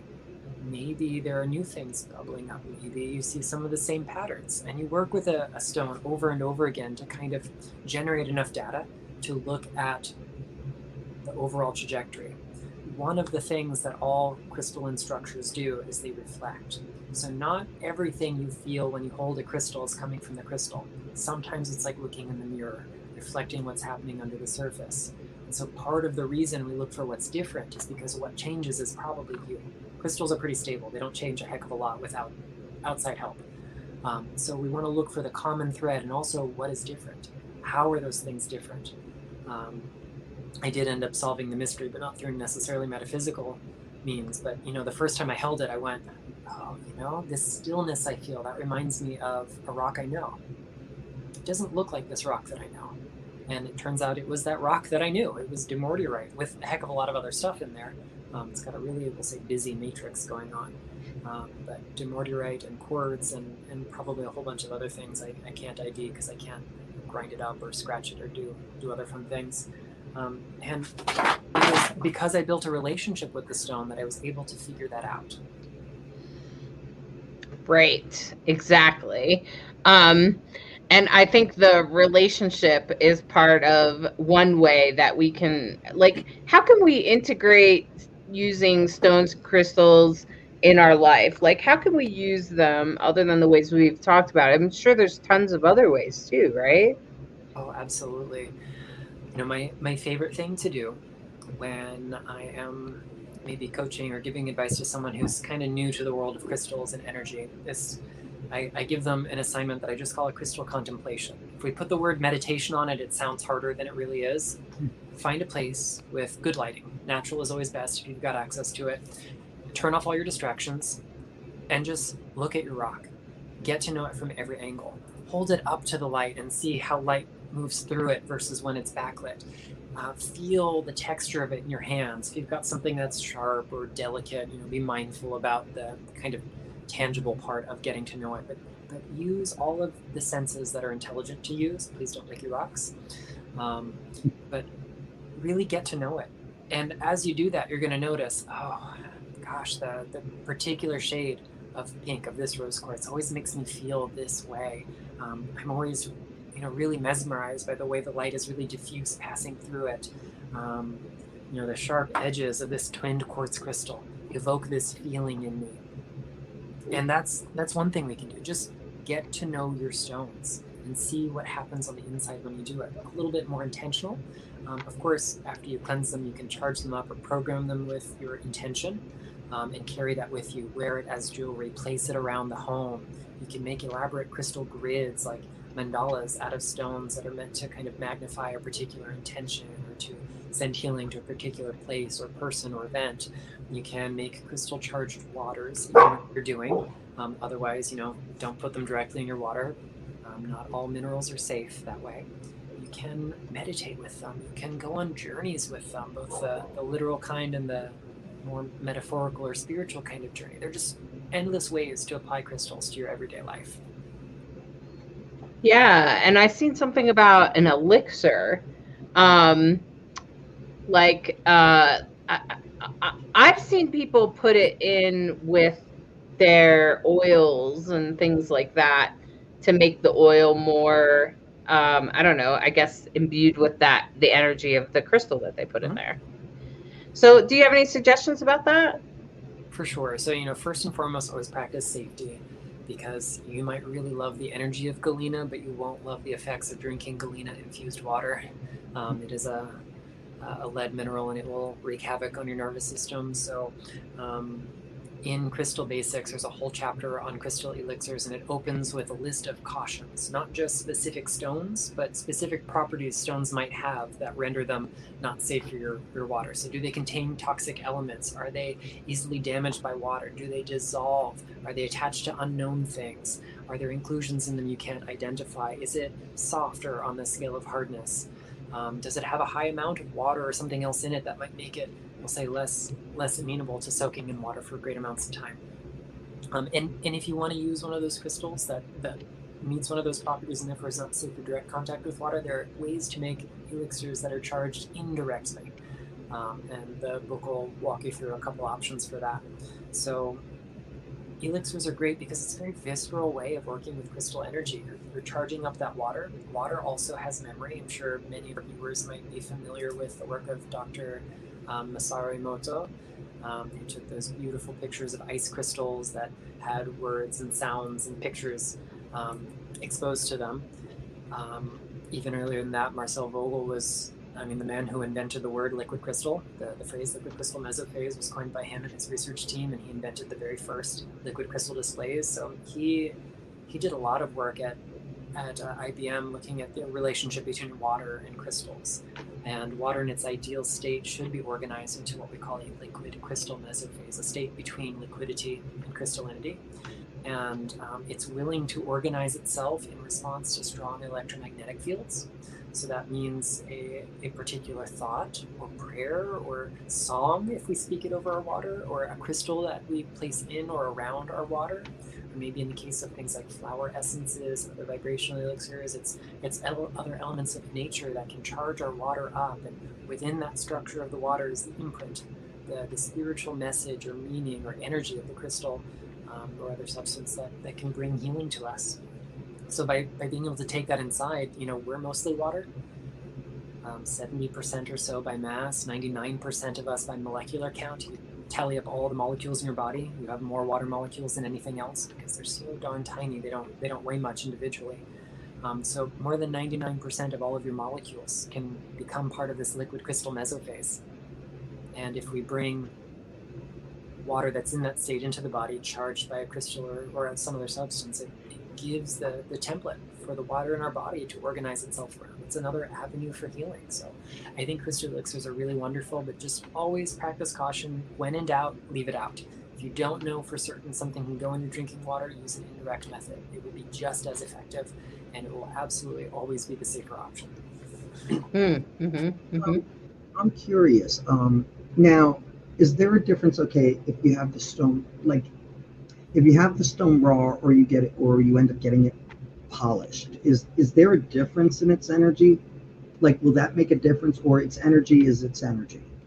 So let's compare here. We're going to have to use our imaginations. We're going to pretend that these two pieces of quartz are the same size. One has been polished into this kind of irregular tumbled stone, and one is left in its natural state with its termination intact. If the only thing different about them is more or less their shape, then a crystal's primary energy is created by its chemical composition, its crystalline structure, and its formation process. That's identical in both of these things. So the only thing we've changed is maybe the way the energy is distributed. It's like listening to the same song through two different speakers, maybe through your earbuds versus really nice speakers, surround sound. It's the same music, but you're going to notice slightly different things about it. That's kind of what it's like when we have the same stone in two different shapes. It's the same song played through two different kinds of speakers. This is going to be maybe a little bit softer and more diffuse. It has no strong directionality to it. This obviously has a strong directional kind of focus because it's got a point on it. A sphere is going to radiate energy equally, softly, gently, in all directions at once. In other shapes might also, we'll say, add a layer of symbolism to them, something shaped into a heart. A heart doesn't have a particular electromagnetic association or crystallographic pattern to it, but culturally, psychologically, it means something to us. So we add that layer of symbolism to the work that we do. And all of those things matter at the end of the day. So they matter much less than the stone. But if you're called to work with a rough stone, work with a rough stone. If you're called to work with a tumbled stone, go for that. If you really want the pristine museum quality, perfect hexagonal crystal of aquamarine, but it's not in your budget, and all you can afford is a tumbled stone, go for the tumbled stone. The fundamental qualities are there regardless. Okay. Yeah. I want to ask you, Nicholas, now you have several other books, right? Why don't you tell us about how this book feeds into the rest of your work, into your other works? Thank you for asking. I think it's kind of funny in a way that I waited for my 6th book to write a truly beginner's book on crystals. Although it's so much more than just a book for beginners, because it really takes you deep if you're willing to put in the work. I think of it as kind of the culmination of my life's work to date with the mineral kingdom, of uniting the spirituality and the science of stones. And it's certainly my most comprehensive of any of my works, with 200 crystals in it. 201 if you're looking hard enough. One of the early chapters has an extra crystal in it. You just got to hunt for it. And I really think that a lot of the principles that were kind of laid down in my very first book, which was called The 7 Archetypal Stones, their spiritual powers and teachings, and I probably have a copy nearby. Oh, I lied to. There's one here in the stack behind me. But 7 Archetypal Stones is like a really, really, really deep dive into just 7 stones, where we look at the cultural associations, the historical and folklorical uses, the way they're used in modern gemstone therapy and crystal healing. We look at the geology and the mineral science behind it, and we find the common threads.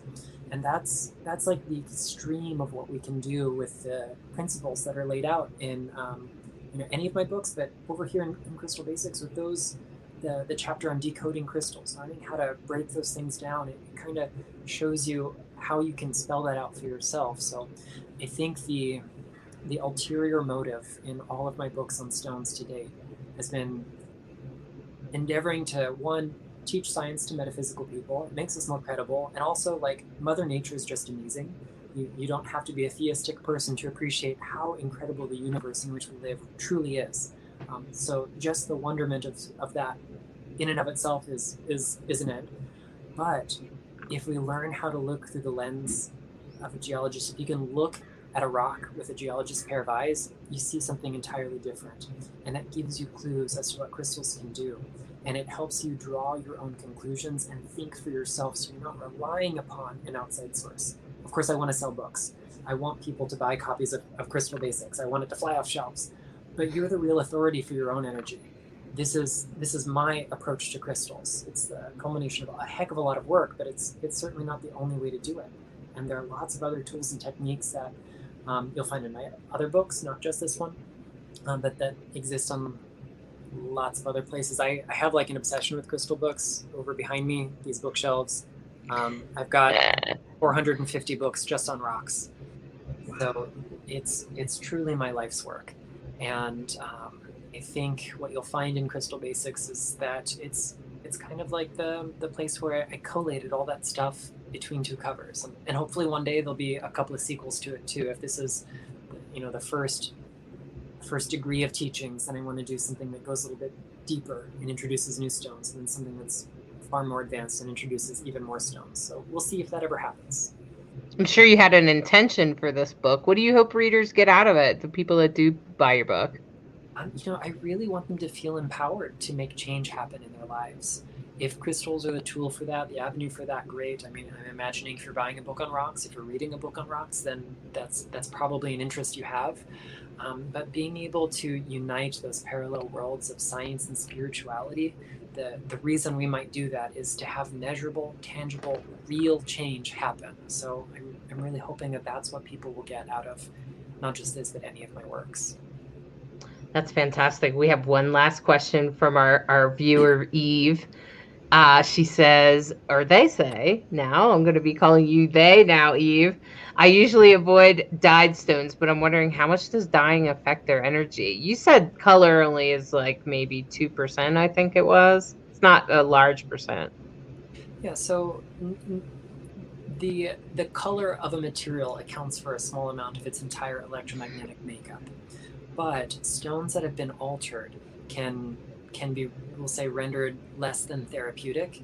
So dyeing can range from something like black onyx can have its color made much more even by being heated with sugar. So the sugar becomes just burnt carbon, and that kind of stains the light colored patches in the onyx and makes it an even color. It's a practice that goes back to the ancient Greeks. Something that's been very gently treated like that, it's going to feel very similar to a natural stone. But then when we start looking at more synthetic kinds of dyes and other enhancements that are given to stones, they don't always, we'll say, feel as alive as their natural counterparts. And for the most part, I don't use a lot of treated or enhanced stones in my work. There are a couple exceptions. Heat treating is a very gentle process. Certain kinds of dyeing, like a lot of carnelian, is heated and dyed at the same time. They use iron oxide, like crushed iron, like powder, like ferrite and hematite can be crumbled up and put in a kiln with them, and it evens out their color and intensifies it. Other things like irradiation can render something really totally non-therapeutic. A lot of stones can be filled with, stabilizers, whether that is epoxy or plastic or resin or other polymers that make them more stable and better suited to everyday use as a gemstone, because it's not going to break on you, can make them feel a little vibrationally dead. So in my practice, I generally avoid most treated stones. If I can get access to the natural counterpart, even if it's lower quality, that's what I'm going to do. But ultimately, it's up for you to decide whether you're going to use dyed stones or not. Can you tell by looking at it? It depends on the stone. So in Crystal Basics, I've got a section in chapter 4 that talks about all of those different treatments, what it means to be treated, stabilized, irradiated, and so on and so forth. And it'll give you a handful of clues on whether or not those things can affect it. There are some treatments that can fool even a professional in the field, and sometimes it takes very sensitive equipment and very powerful magnification to know if something's been dyed or otherwise treated. but there are a lot of giveaways, especially for the stones we see in like the metaphysical scene. Lots of tumbled stones or other polished stones, it can be really, really evident when they've been dyed, because dye will kind of seep into particular strata or cracks or appear very superficial if it's backlit. Agates are something that are very, very commonly dyed and have been for a very long time. There's nothing new about that. If you see an agate that is fluorescent pink or lime green, there's a good chance it didn't come out of Mother Earth looking that way. If a stone has an iridescent surface that is a very vibrant color, then that's also probably been treated. So those are the kinds of things we might look for. But every heat treatment has different tells, and different minerals have different parameters as far as whether or not it even can be treated. So experience is really the answer here. I've said it a bunch. The best geologist is the one who's seen the most rocks. So if you really want to know, just go play with rocks. Visit your local store if you can. Go out in nature and get to know rocks. Pick up a field guide to the rocks in your state or your region, and go look for them and see if you can look through the eyes of someone who's doing more than just what is the shape and color. Look at the texture. Feel the density of it. Look for all of those other little signs that can give us clues as to what a crystal is and even what it might do for us. Wow. I thank you so much, Nicholas, for coming on the show today, and thank you, Lacrosse, for inspiring me to find someone on this subject, because I knew that you were into it. And I just appreciate you both for being part of this today and helping our community tap into this amazing part of Mother Earth that we all have access to all the time. And I'm going to do a reading for the entire group to wrap up our show today. This is Love is Love deck. It is a deck all done by LGBTQIA artists. Each card is done by a different artist and is a completely collaborative deck. And I appreciate that the most about this deck. And this is a very special deck. I have loved playing with this and doing readings for everyone. Now I'm about to pull 3 cards for the past, the present, and the future, and how they affect us right now and going forward. And I want to say that anything I say today for you is meant for you. And that means everybody that's watching right now live, people that are watching it later on, or in however you come to this video, that doesn't matter. What does matter is that you take what you like and leave the rest. Okay. If something doesn't vibe for you, please just leave it. It was probably meant for somebody else anyway. And so what I want to say is that, wow, we got all major arcana. If you don't know anything about tarot, that means like getting 3 aces, okay? Major arcana means it's very powerful. Our conversation today was very powerful. And the first card that we have is Justice. And so this card is reminding us of the balance of life and what we've learned in the last couple of years, and even in the last week or so. How has justice showed up for you? How has the balance showed up for you? And that's what this card is all about. It's about the balance, and the balance of life and spirituality, our health, video games and crystals and meditation. What do those balances look like for you? You know what your balance is, and that's what this card is about.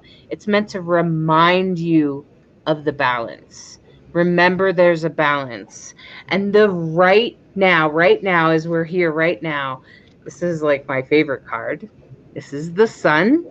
And this is all about the light and the diversity of our world and the beauty of it and the beauty of summer, which is where we are right now. We are in the middle of summer, and the beauty of summer, however that shows up for you, whether it shows up because you went to, a pride every weekend in June, or if you are part of the drag community and you got to be in a show, or if you spend some time seeing some friends you haven't seen in a while, especially this year. I think a lot of people are finally able to at least get out a little bit and connect with the earth. I've been able to travel a little bit, and it was amazing to see beautiful colored flowers grow out of the stones. So I want to say that that's what this is, to remind you of the sun, the light, the what right now, what you're experiencing right now, to harvest it, to really take it into your heart and really say, gosh, it's so nice for it to be still light out at 9 o'clock, right? Or 8 o'clock, or it's really nice to have great weather and not be so hot, right? Or maybe you like the heat and the humidity, okay? Whatever is going on for you, this is telling you to be grateful and to harvest those beautiful moments in our lives right now. And going forward, Spirit is telling us that change is happening. Change is on the horizon, and astrology would totally pick this up. This is the death card. So if anyone who goes, at the death card, it doesn't always mean someone's going to die. What it usually means is that some part of us or some piece of our life will move out and something new will come in. And you can see that this knight is carrying a rainbow flag. The liberation of the queers. Well, change is happening. Change is on the horizon, my friends. Grab it, take it. And if you notice, this knight is actually stomping. The horse itself is in roses, in a vine of roses, which actually roses symbolize the beauty in life, but also the part that pricks and draws blood. And remember that those little scratches, those bruises, those scars, that they actually take you forward into the light. Don't run from those shadow pieces. Embrace those shadow parts. That's what this card is all about. It's reminding you that as we go forward, to harvest the lessons from the hard times, my friends. I totally get hard times. I have suffered for the last couple of years. I really get it. And I can take what I learned in those moments about acceptance and about health and about everything I've harvested in the last couple of years from these lessons and take it forward and fly your flag, my friends, fly your flag. So remember the moments that balance. Remember what balance felt like. Spirit wants you to remember what that feels like, because when you're going forward right now, everything is great and wonderful. Many of us are celebrating the summer and enjoying the sun and the diversity of our worlds and the spreading of our wings, and to take the hard parts, take them forward with us. Take them forward with you, my friends, because those will tread the path for your light tomorrow. So that's what this is all about. It's about change. So astrology would totally agree with you. In fact, every astrologer said, yeah, 2020 was hard, but wait till you see 2021. And they said, change is the theme of 2021, and Uranus is making sure that happens. So I'm just going to say that as we step forward into our tomorrow, I want to thank each one of you. I want to thank you, Nicholas, for coming today and talking about your wonderful book. I really do appreciate it. You guys, if you look at the little banner going across, if you want to jot down Nicholas's website, and you can, of course, order his book, I'm sure, on his website. You can order the book on his website, and you can catch up with him. His Facebook was well filled out, and so you won't have any problems there either. And my buddy Lacrosse here, thank you so much for bringing your dream interpretation and bringing your delightful perspective. I appreciate it. I think you're an awesome dude. I think you're a great person. Same. You always blow my mind each show I come to. It's like I wasn't ready for all this. This was a lot of amazing information. Thank you, Nicholas. It was just amazing. Thank you so much. Thank you too. Well, that's what it's all about. It's all about showing up for each other, and however that turns out for all of us. And check out Nicholas's book. Support your the people from Rainbow Soul. We appreciate that. If you want to check out his book, and you can also check out my book, Divine Androgen. You can find it on my website at divineandrogen.com. And thank you. Thank you. Thank you. Thank you, everyone. Thank you. Good night. Bye.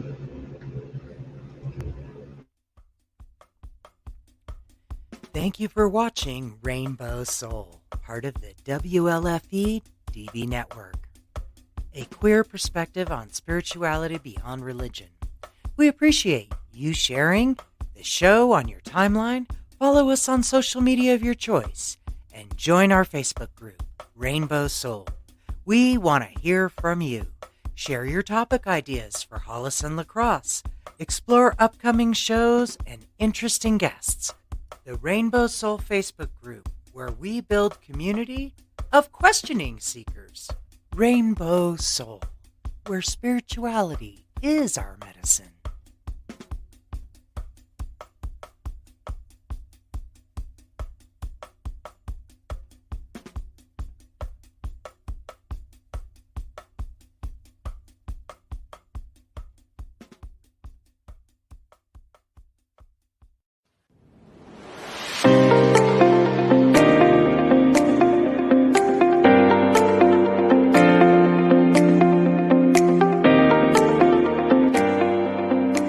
Tune in to Kaleidoscope Eyes with your host, Transman Lacrosse Ortiz. Every week, we will be touching topics within the LGBTQIA plus community. We will also be having interviews with individuals within the community and allies. Journey with us as we share in their struggles and triumphs every Thursday at 7 p.m. Eastern.